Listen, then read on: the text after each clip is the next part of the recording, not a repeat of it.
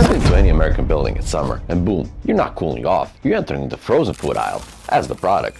Your sweat evaporates, your lips dry up, and suddenly you need a hoodie in July. Welcome to the US, the country that invented air conditioning and apparently never figured out how to turn it down. Here, it's normal to carry a jacket to a restaurant, normal to fight over office thermostat like it's Game of Thrones finale, normal to freeze indoors while it's boiling outside. Why do Americans love air conditioning so much? Why do we run it 24/7, set it to Arctic levels, and treat room temperature like it's an optional setting?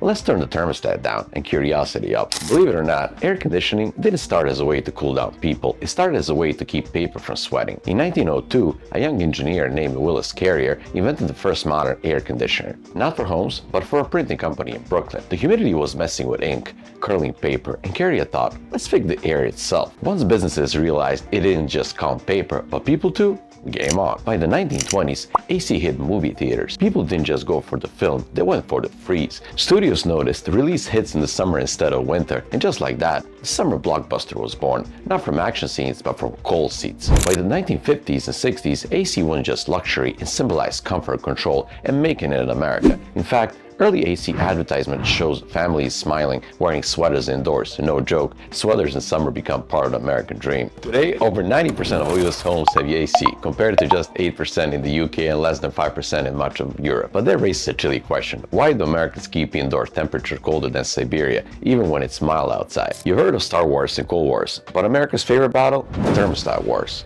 Every American knows someone obsessed with controlling the thermostat. Offices split into factions on freezing versus make it colder. Families argue about temperatures more passionately than politics and Thanksgiving. First, it's cultural. Americans see air conditioning not as luxury, but necessity.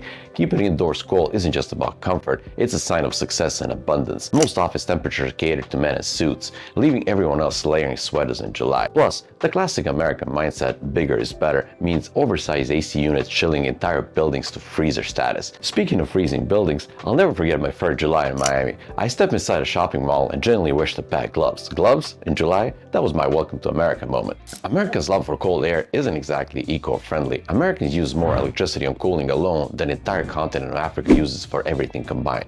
More AC means more power plants, more emissions, and ironically, hotter summers. Hotter summers mean even more AC. Talk about vicious cycle. Unlike traditional European buildings designed for airflow and natural cooling, many US homes trap heat, making AC a must-have rather than nice to have. Even historically, mild climates like the Pacific Northwest or Northern California are installing AC units rapidly. Once you feel the refrigerated air, it's hard to go back. America's AC obsession confuses the heck out of Europeans. Ask any European about their first US trip and they'll probably mention the shocking Arctic conditions indoors. Brits visiting Florida have literally asked, do you really need to wear jackets inside restaurants in August? Elsewhere, cultures have figured out natural cooling. Spanish siestas, Mediterranean architecture with thick walls, and shady courtyards. Who needs AC when you got clever design and afternoon naps? Okay, naps don't hurt. Let's pause for a quick round of fun facts. Do you know Las Vegas casinos pump chill air directly into sidewalks to lure hot, tired tourists indoors? Florida prisons historically struggle with AC. Even in extreme heat, some inmates had to fight for the right to air-conditioned cells. Texas alone uses more electricity on AC than several European countries combined. There's good news. America's relationship with AC is getting smarter. Energy-efficient AC units, smart thermostat like Nest, and homes designed with natural airflow are becoming the new standards. Companies are finally realizing everyone deserves comfort, not just the guy in a suit. America is huge, and AC use varies widely. In Florida, Texas, and Arizona, blasting AC is practically a religion. But in Seattle, New England, or San Francisco, folks traditionally rely more on fans and open windows. Still, rising temperatures mean even cooler climates are jumping on the AC bandwagon. Seattle's recent heat waves can change local attitudes. New AC units are going up faster than Starbucks location. Okay, almost. We can't skip the quirks Americans have about AC. Blankets at office desk?